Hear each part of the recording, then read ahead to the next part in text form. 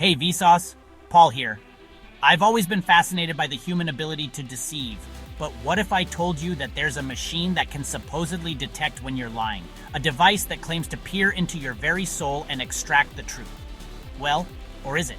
Today we're going to dive deep into the world of lie detector tests. We'll explore how they work, what they measure, and most intriguingly, how to beat them. But before we begin, let's ponder this. If you could fool a lie detector, would you be lying to a machine, or would the machine be lying to itself? And what does that say about the nature of truth? But first, let's talk about pants.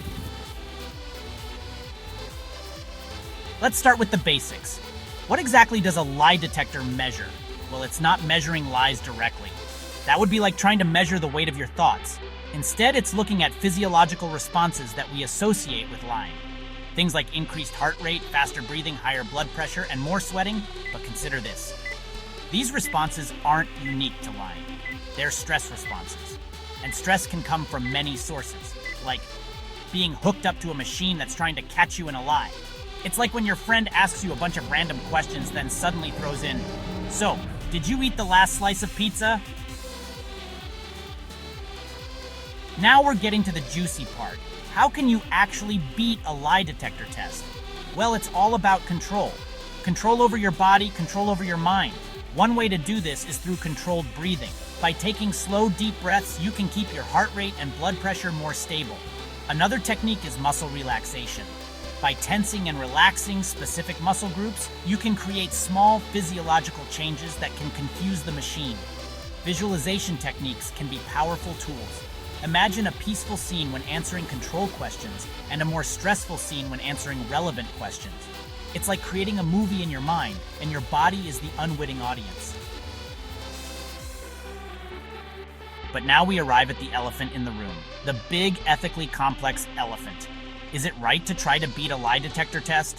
On one hand, these tests are used in serious situations. Criminal investigations, security clearances, high-stakes job interviews. Beating the test could mean a guilty person goes free or an unqualified person gets a sensitive position. On the other hand, lie detectors aren't infallible. It's like we're caught in a tug-of-war between security and privacy, with truth stretched out in the middle. And if a machine can be fooled, can we really call it lie detection? Maybe it's more like misdirection detection.